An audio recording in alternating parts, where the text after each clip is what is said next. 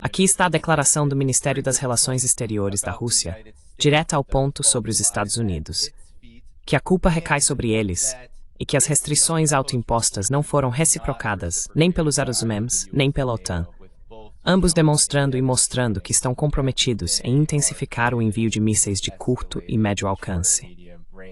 Além disso, temos essa saga em andamento em que Donald Trump, em uma discussão com Dmitry Medvedev no X, disse que estava pronto para uma guerra nuclear. Veja o que ele diz. Quando fala sobre nuclear, precisamos estar preparados. It's devastating. Você já participou do programa várias vezes, alertando sobre os perigos de um conflito nuclear entre os Estados Unidos e a Rússia. Então, onde estamos agora, considerando o mais recente anúncio da Rússia sobre o fim do seu próprio tratado INF, autoimposto?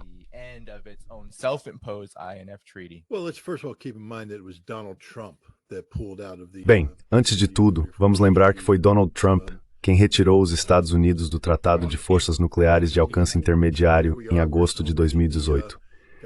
Então aqui estamos nós, comemorando, meu Deus, o 7º aniversário dessa estupidez. Os russos retribuíram, mas o que eles disseram foi que continuariam a respeitar o Tratado INF em relação aos sistemas, desde que os Estados Unidos não implantassem sistemas capazes de INF na Europa. Os Estados Unidos de fato implantaram um sistema capaz de INF. É um sistema containerizado que pode lançar tanto os mísseis SM-3 quanto o SM-6, a variante SM-6 conhecida como Typhoon, que seria um míssil de curto alcance no modo superfície-superfície. Mas também o mesmo sistema containerizado, um derivado do sistema Mark 41, Aegis Ashore, pode lançar o Tomahawk.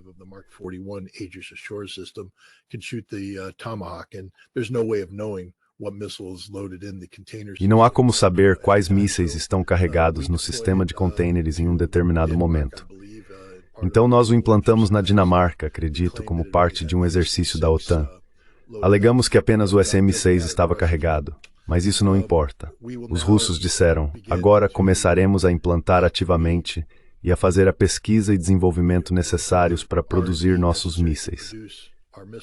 E eles começaram a produção de algo chamado míssil Oreshnik. Em novembro de 2024, a Rússia realmente realizou um teste operacional do Oreshnik, atingindo a fábrica Dnipro, em Dnipropetrovsk, na Ucrânia.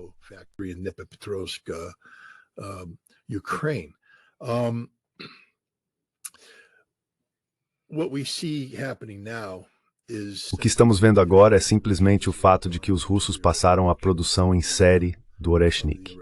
Então agora, em vez de terem apenas alguns mísseis feitos à mão para testes, eles entraram em produção em série e estão fabricando mísseis que estão sendo enviados para unidades operacionais no campo.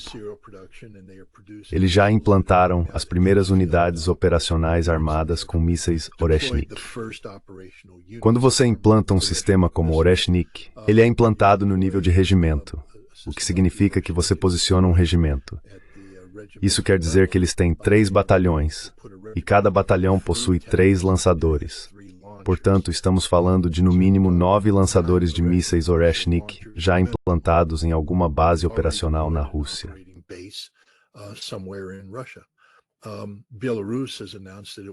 A Bielorrússia anunciou que receberá o sistema Oreshnik até o final do ano, pelo que acredito. Assim, a Bielorrússia também terá um regimento com 9 lançadores. Eles estão recebendo 10 lançadores, porque vão ter sua própria instalação de treinamento para preparar as tropas bielorrussas. Mas veja, o Oreshnik é produzido na fábrica de máquinas de Votkinsk. Ele é um análogo do SS-20. O SS-20 é um míssil de alcance intermediário que foi eliminado durante o Tratado de Forças Nucleares de Alcance Intermediário, algo do qual participei. Naquela época, estimávamos que os russos ou soviéticos poderiam produzir de 60 a 80 mísseis do tipo SS-20 por ano. Isso era durante a produção em tempo de paz na Guerra Fria. Agora, o Oreshnik está sendo produzido em um ambiente quase de tempo de guerra, com exigências operacionais reais.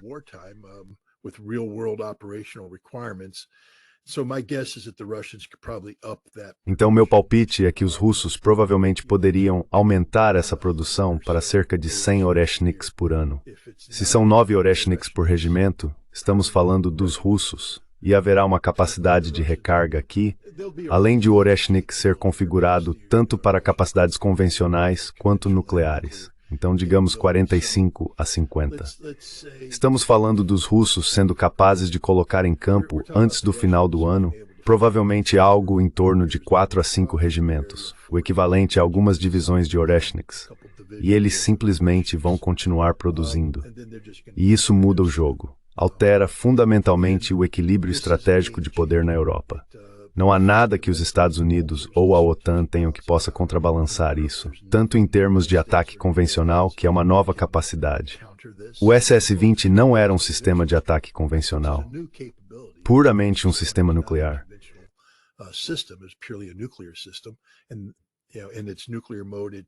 E você sabe, em seu modo nuclear, isso simplesmente mudou tudo. Colocou toda a Europa em risco. Quero dizer, é isso. O tweet do Medvedev basicamente disse que a Europa cometeu suicídio, porque agora você garantiu que qualquer conflito futuro resultará na destruição de todas as suas belas torres de catedrais. É o fim da Europa, mas eles querem ir para a guerra. O Oreshnik literalmente garante a destruição física da Europa em caso de guerra nuclear. E o fato de que a Europa não conseguirá resistir a uma guerra convencional sem sofrer danos imensos. Não há nada no mundo hoje que possa interceptar um míssil Oreshnik. Então isso é absolutamente um divisor de águas. Isso desestabiliza a Europa?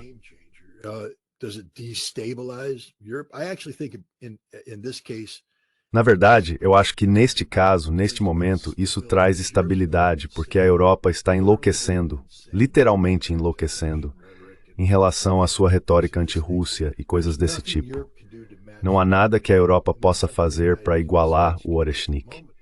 E não há nada que os Estados Unidos possam fazer no momento para igualar o Oreshnik. Os Estados Unidos estão tentando implantar o que chamam de Dark Eagle, um míssil hipersônico de alcance intermediário. Era para ter sido implantado no ano passado, mas não sabemos como construí-lo. Então ainda não conseguimos colocar o sistema em operação. Estão falando talvez em algum momento de 2026, colocar o Dark Eagle em funcionamento.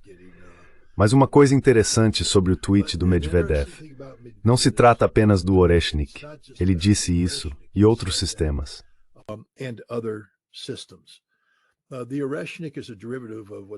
O Oreshnik é um derivado do que é chamado de RS-26 Rubesh, que era um míssil que os russos estavam desenvolvendo. Mas ele enfrentou problemas por causa do Tratado INF. O Rubesh, equipado com uma determinada configuração de ogiva, poderia ser lançado a distâncias abaixo do limite de alcance intermediário estabelecido pelo tratado. Mas o problema é que se você colocasse uma configuração diferente de ogiva, ele poderia ser lançado a distâncias maiores. E, uma vez que um míssil é lançado a distâncias maiores, ele se torna um míssil de alcance intermediário, conforme definido pelo tratado. Os russos não queriam ser vistos como ultrapassando esse limite, então suspenderam o desenvolvimento do Rubesh. Mas o Rubesh é novamente um análogo do SS-20. É um míssil que foi desenvolvido para preencher a lacuna criada nas capacidades estratégicas russas quando o SS-20 foi eliminado.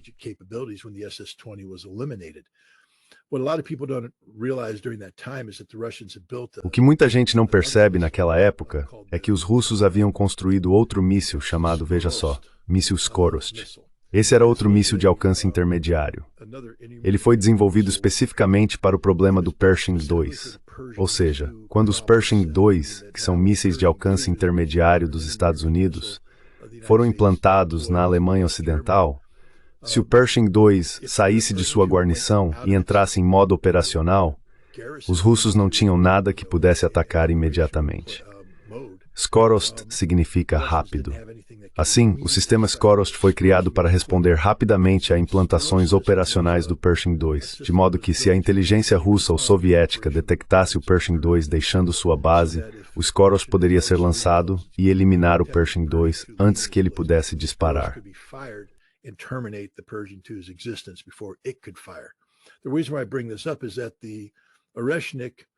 O motivo pelo qual trago isso à tona é que o Oreshnik não é o sistema para contrapor o Dark Eagle. terá que ser produzido um análogo ao Skorost para enfrentar o Dark Eagle, de modo que, quando o Dark Eagle for implantado na Europa, se for para um local operacional, haverá um novo sistema russo. É isso a que Medvedev fez alusão. E eu acredito, é algo que venho dizendo o tempo todo, que os russos vão recorrer à doutrina soviética e aos requisitos operacionais soviéticos definidos pelas capacidades da OTAN e dos Estados Unidos. Se implantarmos o Dark Eagle, haverá um novo míssil. Será o análogo do Skorost. Não sei como eles vão chamá-lo. Isso novamente muda o jogo. É um checkmate a favor da Rússia. As pessoas precisam entender agora que os russos têm domínio sobre a totalidade do campo de batalha. Não sei se você viu operadores de drones ucranianos postando no Telegram, acho que há algumas semanas, onde eles zombaram da OTAN. Disseram, sabe, estamos levando uma surra dos russos, que dominaram a guerra com drones.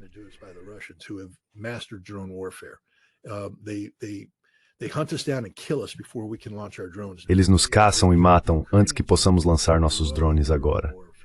Os ucranianos estavam indo muito bem na guerra de drones. Mas agora, assim que eles são implantados, os russos já fizeram uma análise do padrão de vida de como os drones ucranianos operam. E no segundo em que entram em operação, os russos os eliminam, massacram mesmo. É por isso que os russos estão avançando em Pokrovsk, Sumy e outros lugares, onde antes eram totalmente barrados pelos drones ucranianos. Agora eles simplesmente avançam sem obstáculos. E os operadores de drones ucranianos se levantaram e disseram: a OTAN precisa entender que um exército no estilo da OTAN enfrentando os russos será aniquilado em questão de dias, destruído, totalmente destruído. E isso só usando drones. Agora, se acrescentarmos a supremacia russa no campo dos mísseis,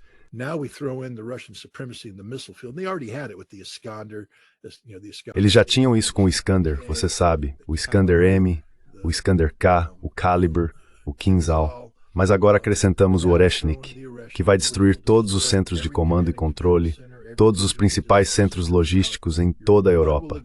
Nenhum vai existir quando a guerra começar. Não haverá entroncamentos ferroviários, não haverá nada. Tudo terá sumido. Oreshniks convencionais vão eliminar tudo isso.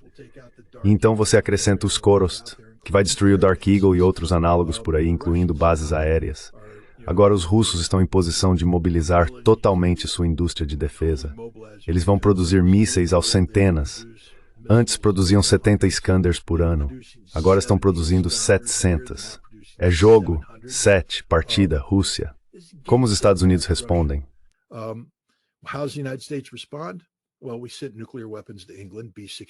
Bem, nós enviamos armas nucleares para a Inglaterra, bombas B-101-12. Entenda que o Oreshnik vai destruí-las também, junto com todos os outros depósitos nucleares. Você sabe, e então tem o famoso ou infame tweet maldoso do Medvedev. O tweet maldoso dele não disse nada absurdo. Foi simplesmente uma resposta à estupidez de Lindsey Graham e outros que ameaçaram a Rússia com ataques preventivos. Basicamente dizendo, se vocês russos não continuarem com isso, nós sabemos como fazer. Perguntem ao Ayatollah. Era basicamente uma ameaça de um ataque de decapitação, um primeiro ataque pelos Estados Unidos. E tudo o que Medvedev fez foi dizer, nós temos a Dead Hand. A Dead Hand é um sistema da Guerra Fria conhecido como perímetro. É real, mesmo que Medvedev tenha dito, se existe, existe.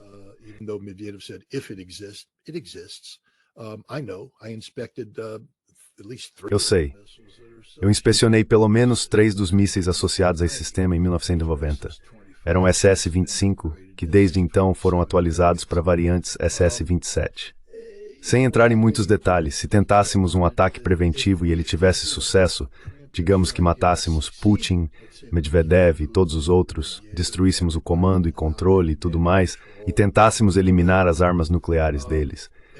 O perímetro tem sensores espalhados por toda a Rússia para detectar radiação, ondas sísmicas e monitorar comunicações. Quando há detecção de radiação, detecção sísmica e as comunicações deixam de funcionar, então o Dead Hand entra em ação.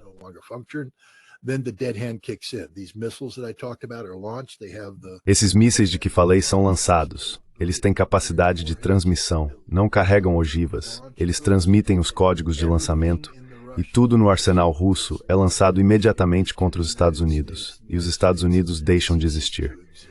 Esse é o Dead Hand. E tudo que Medvedev disse foi: vocês querem falar sobre nos atacar preventivamente? Nós temos o dead hand e vocês vão se tornar mortos-vivos. Aparentemente, Trump não entendeu isso, porque ele entende de armas nucleares melhor do que qualquer um. E ele ameaçou ou disse: vou implantar submarinos da classe Ohio com capacidade para Trident. Aqui está o interessante, vou encerrar com isso. É por isso que isso é tão perigoso.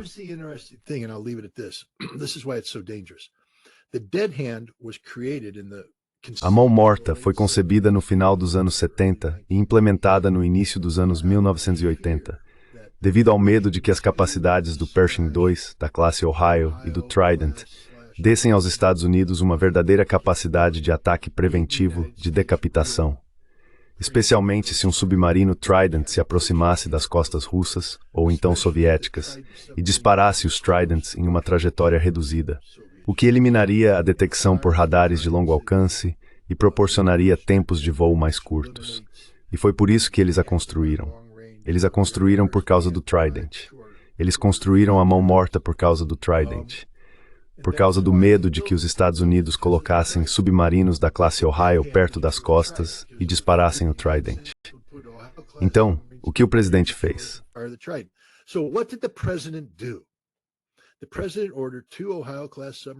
O presidente ordenou que 2 submarinos da classe Ohio se aproximassem das costas russas. Agora os radares russos estão disparando em todos os lugares. Veja, a Rússia não está buscando uma guerra nuclear, mas também não vai ficar parada enquanto os Estados Unidos realizam um ataque preventivo.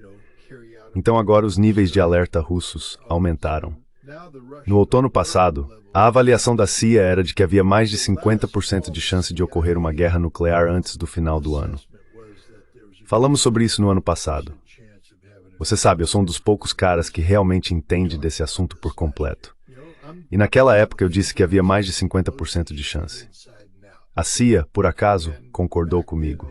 E estivemos muito perto de uma guerra nuclear no outono passado. Felizmente, conseguimos evitar.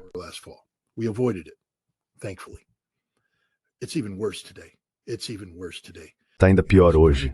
Está ainda pior hoje. E vai piorar. Temos o Tratado New START que expira em fevereiro. Quando ele acabar, não haverá mais limitações. Veremos os arsenais nucleares de ambos os países aumentarem à medida que retiram ogivas nucleares da reserva. Atualmente, o tratado permite 1.550 ogivas em sistemas operacionais, mas há milhares de ogivas em reserva.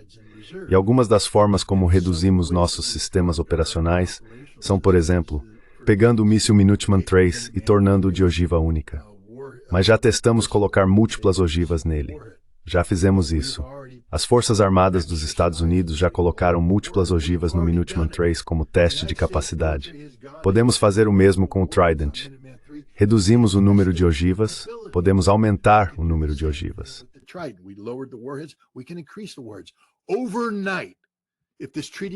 Durante a noite, se esse tratado acabar, passaremos de 1.550 para mais de 4.000 ogivas nucleares implantadas. E os russos podem fazer a mesma coisa. Isso vai então escalar fora de controle, até estarmos falando de 20.000 a 30.000 ogivas nucleares de cada lado, numa época em que temos um presidente idiota agindo. Isso é uma receita para o desastre. Quero dizer, isso pode ser evitado? Eu não sei. Espero que sim. Quero dizer, Donald Trump realmente disse a um correspondente da TASS em 29 de julho que não consegue imaginar permitir que o Tratado New START expire. Ele disse, esse tipo de coisa a gente não deixa expirar. Então, o que você está fazendo para mantê-lo em vigor? Onde estão as negociações? Elas não estão acontecendo. O que está acontecendo é que a boca do presidente está falando sem parar e estamos numa situação extraordinariamente perigosa. Enfim, essa é uma resposta longa, Priuntworth. Desculpa. Vou passar para o Larry.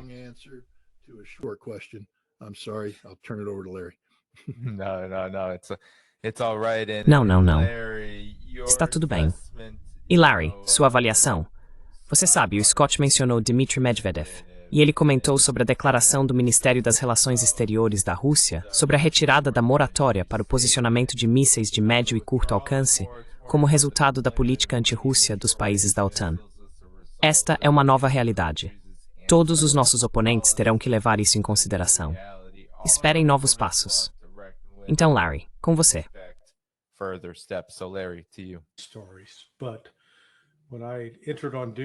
Quando entrei para a CIA em setembro de 1985, a principal preocupação na época era a questão do envio do míssil balístico de alcance intermediário Pershing II para a Europa.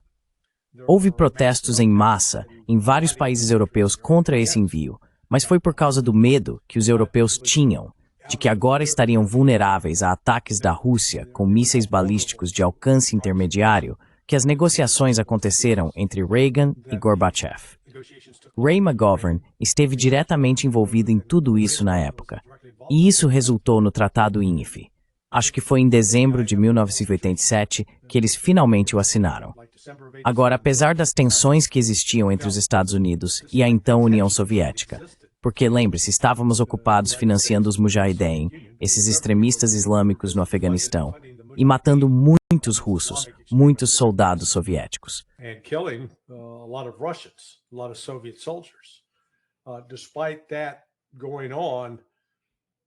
Apesar disso, ainda conseguimos conversar e encontrar um acordo negociado com o Tratado INF. E ele de fato reduziu e eliminou, você sabe, por digamos cerca de 33 anos, até que Bush saiu dele, ou Trump em 2018. Então foram mais ou menos 33 anos em que essa ameaça diminuiu. E como o Scott destacou tão bem, ela voltou. E voltou com força total, porque agora a Rússia está equipada de uma forma única, como o Ocidente não está. E, quando você entra na questão dos sistemas de defesa aérea capazes de derrubar mísseis balísticos ou hipersônicos, os Estados Unidos e a Europa não têm nada. Eles não têm nada que possa derrotar as capacidades russas.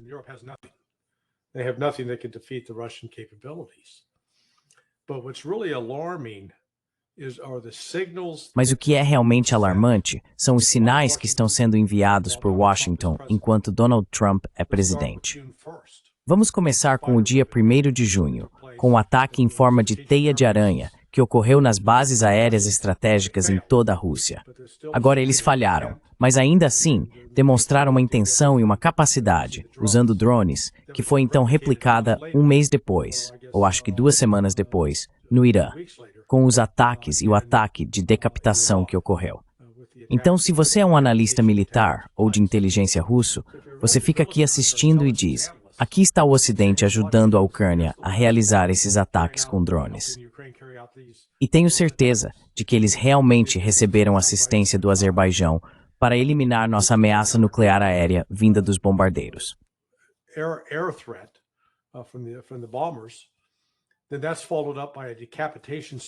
Depois disso, ocorre um ataque de decapitação no Irã. Em seguida, o general Christopher Donahue, de maneira informal e numa reunião da OTAN, fala sobre a rapidez com que os Estados Unidos poderiam invadir Kaliningrado e depois derrotar os russos. E ele diz isso ao mesmo tempo em que Trump, e eu não sei se Trump sabia exatamente o que estava autorizando, mas ele tem que assumir o crédito, ele é o presidente, envia aquelas bombas nucleares de gravidade, não só para a Inglaterra, mas para pelo menos, acho que outras 6 bases da OTAN em toda a Europa. A última vez que tínhamos retirado essas bombas foi por volta de 2008. E eu não sei se a retirada em 2008 fazia parte de algum processo de tratado ou algo assim, mas a questão é que estávamos tentando diminuir a tensão nuclear.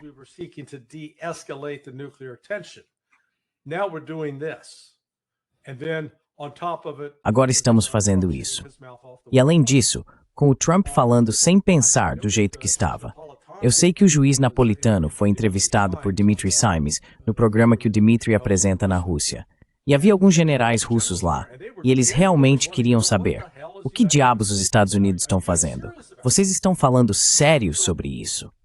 Então, no mundo da inteligência, o que você quer fazer é remover a incerteza. Você não quer aumentar a incerteza e as dúvidas. E tudo que o Trump está fazendo está levando ao aumento das dúvidas e dos mal-entendidos. E com isso, você acaba tornando o mundo mais perigoso. Por isso, concordo com o Scott que acho que estamos em uma posição muito pior do que a CIA projetou em dezembro passado.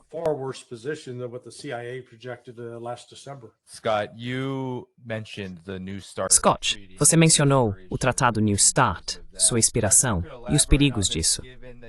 Talvez você possa elaborar mais sobre esse assunto, já que você tem um projeto, está no seu Substack. O Projeto 38, que é uma campanha centrada na produção de um documentário, 38 minutos, buscando recolocar o desarmamento nuclear como prioridade na política americana. Então as pessoas podem doar para isso na descrição do vídeo após o programa. Mermai, fale sobre os perigos dessa situação, considerando esses últimos acontecimentos. E como você reuniu tudo isso nesse projeto?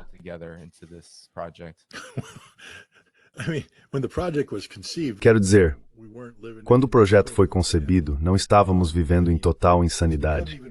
Quero dizer, agora se tornou ainda mais importante do que nunca, mas também mais difícil de implementar. A única boa notícia é que o presidente parece estar pelo menos ciente do fato de que existe um tratado, que ele expira e que sua expiração seria algo ruim.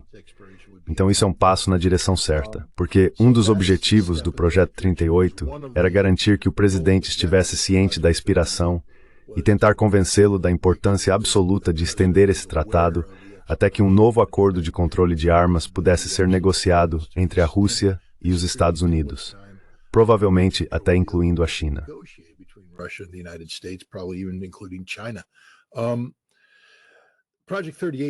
O Projeto 38, o nome 38, vem dos 38 minutos de terror vividos pelos cidadãos do Havaí em 13 de janeiro de 2018, quando às 8 da manhã, o sistema de transmissão de emergência do Havaí enviou um alerta de que havia um míssil a caminho do estado e que as pessoas deveriam procurar abrigo imediatamente. Isto não é um exercício. Isso aconteceu numa época em que o governo Trump e a Coreia do Norte estavam exibindo seu poderio nuclear, e a sensação era de que os norte-coreanos haviam lançado uma arma nuclear contra o Havaí e que todos iriam morrer. Durante 38 minutos, as pessoas realmente acreditaram que iam morrer. Há muitos relatos emocionantes de pessoas sobre o que pensaram que iria acontecer.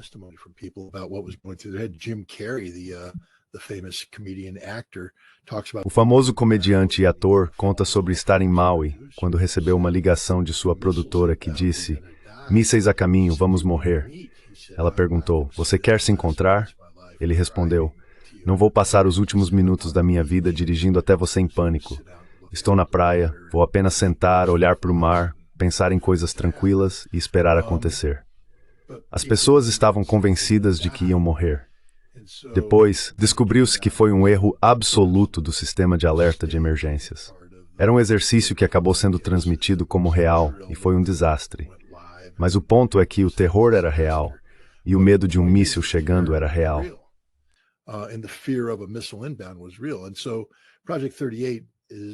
E por isso o Projeto 38 é devastador.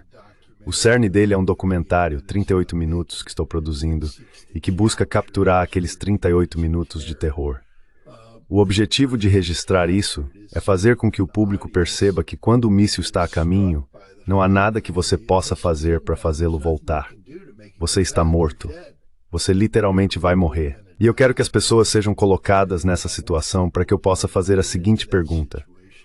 Agora que você sabe que vai morrer, se pudesse voltar no tempo 6 meses, o que estaria disposto a fazer para impedir que esse míssil fosse lançado? Você sabe que está morto, que vai morrer. O que faria para continuar vivo?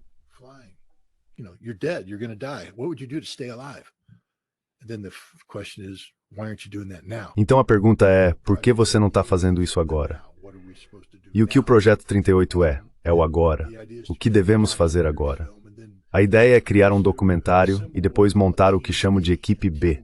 Uma Equipe B composta por pessoas que já serviram no governo em várias funções, incluindo assessoria ao presidente sobre ameaças nucleares, desarmamento, formulação de políticas, etc. Equipe B é um conceito que surgiu nos anos 1970, quando a CIA produziu uma estimativa nacional de inteligência sobre mísseis soviéticos, com a qual os neoconservadores mais radicais discordaram. A CIA estava dizendo: "Ei, vocês não precisam se preocupar tanto com os mísseis soviéticos."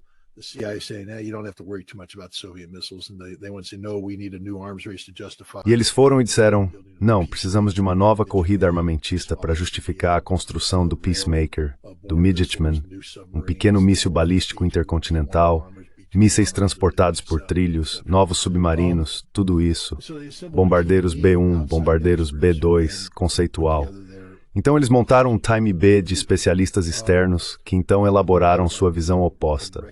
O que eu gostaria de fazer, reconhecendo que o presidente está sendo aconselhado pelas piores pessoas do mundo, literalmente, pessoas que não sabem nada, que são ignorantes, é montar um Time B e buscar uma audiência com o presidente ou seus principais assessores para apresentá-los esse ponto de vista alternativo, que será baseado em fatos, baseado na realidade, não em teoria e não em ideologia, para convencer o presidente da absoluta necessidade de estender o New START.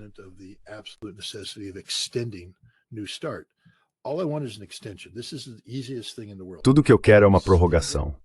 Isso é a coisa mais fácil do mundo. Prorrogue por 3 a 5 anos para que o limite não seja removido, para que possamos manter o limite baixo e começar um processo de negociação. Mas os russos dizem, o que há para negociar? Vocês nem querem conversar conosco. Vocês ainda mantêm essa política ridícula de buscar a derrota estratégica da Rússia. Porque, em nome de Deus, nos livraria uma única coisa que Nevatute, que a sua derrota estratégica aconteça, nossas forças nucleares estratégicas. Então, é preciso que várias mudanças ocorram.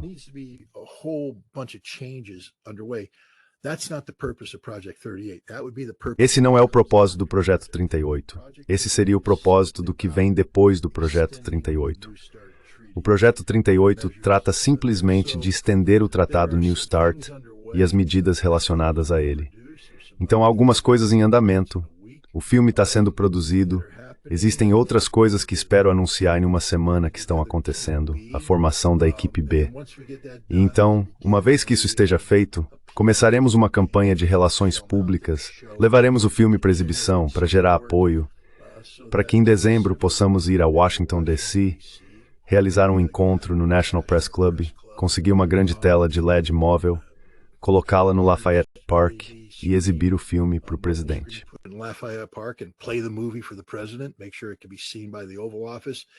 Certifique-se de que isso possa ser visto pelo Salão Oval e busque uma audiência.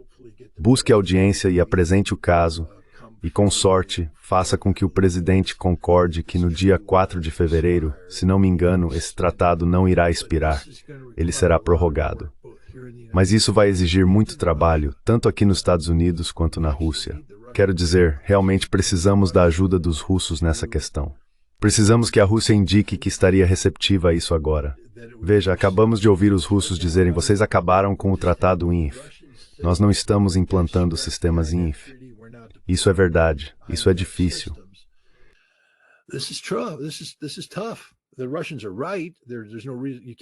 Os russos estão bem ali.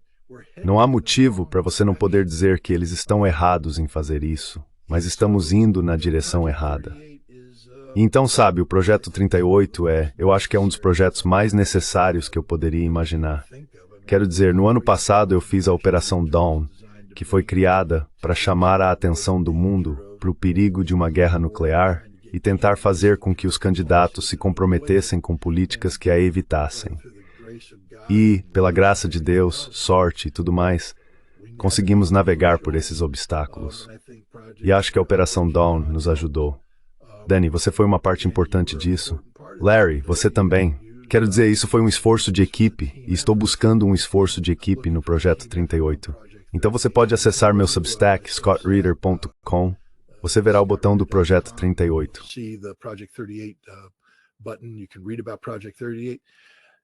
Você pode ler sobre o Projeto 38. E sabe, eu odeio pedir dinheiro, mas estou apenas dizendo, essas coisas não acontecem de graça. Quero dizer, só conseguir o National Press Club, que foi essencial para a Operação Dawn. Eu só quero dizer que a coletiva que fizemos no National Press Club ajudou a virar o jogo para realizar coisas que evitaram uma guerra nuclear, ou ajudaram a evitar uma guerra nuclear. Mas isso custa de 12 a 15 mil dólares só para alugar aquele espaço. E isso só pode acontecer com ajuda. Então, se houver pessoas que acham que este é um bom projeto, acessem scottreader.com, cliquem no botão de doação e doem. Eu vou dizer que as doações que já foram recebidas até agora, não posso dizer nada agora, mas daqui a uma semana vocês vão entender o que as suas doações fizeram.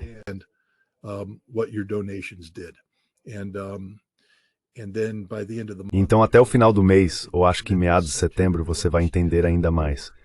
Nós temos impulso, estamos indo na direção certa. Estou muito otimista. E Larry, você me conhece há muito tempo, e eu geralmente sou uma pessoa pessimista. Quero dizer, eu sempre tento, sabe, fazer a coisa certa. Mas eu sempre... Bem, é difícil. Eu estou extraordinariamente otimista, e você vai entender melhor o porquê na próxima semana. Mas isso só acontece por causa do apoio que recebemos. Então, quero agradecer a todos que apoiaram esse projeto até agora, e já agradeço antecipadamente àqueles que talvez estejam considerando apoiar. Sabe, há outras coisas que fazemos também. Wagging Peace foi um projeto que foi interrompido. Eu te contei, Danny? Você sabe da boa notícia? A notícia estranha, muito estranha. Você também está sabendo disso? Eu consegui meu passaporte. Olha só. E é incrível quando você consegue um passaporte, muitas opções se abrem. Por exemplo, você pode começar a promover a paz novamente, que envolvia ir até a Rússia e fazer coisas para, sabe, avançar esse esforço. Promover a paz também inclui coisas que fizemos aqui. Como você sabe, em junho realizamos uma cúpula de cidadãos Elson Rússia, uma espécie de 40 Gauss aniversário da ponte espacial de 1985. Foi muito bem sucedida e recebeu bastante atenção. Há pessoas que querem continuar com isso, então vamos dar continuidade, trabalhando para organizar várias cúpulas pelos Estados Unidos e tentando animar os russos em relação a isso também. A diplomacia cidadã é um elemento muito importante disso tudo. Então, o projeto Promovendo a Paz continua e vamos seguir em frente. Olha, Danny, Larry, isso é um esforço de equipe.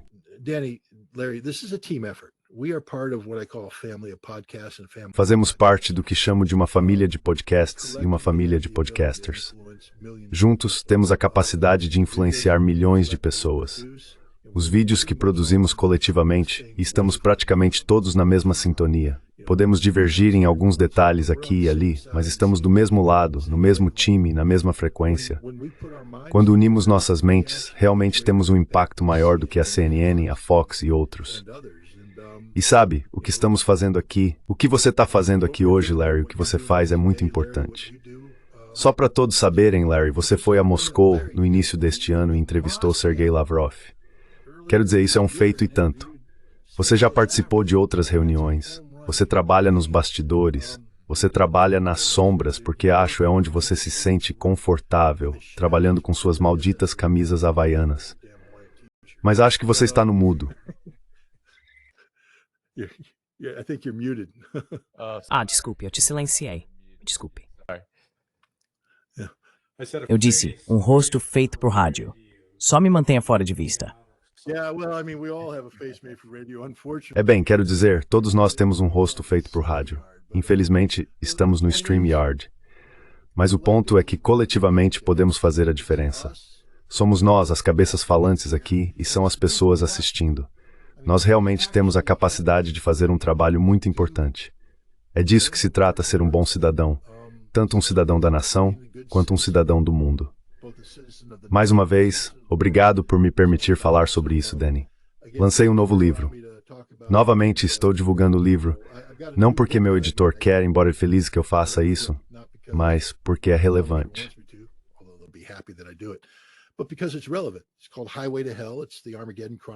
Chama-se Highway to Hell.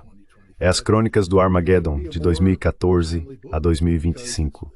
Não poderia haver um livro mais oportuno, porque tudo que acabamos de discutir está previsto no livro, discutido no livro e aprofundado no livro. Trata-se da absoluta insanidade, o caminho insano em que estamos agora com Donald Trump e esses não especialistas, e da importância do controle de armas. Então, se você quer uma introdução para se atualizar sobre por que o Projeto 38 é importante, por que estender o Tratado New START é importante, Highway to Hell é um bom ponto de partida.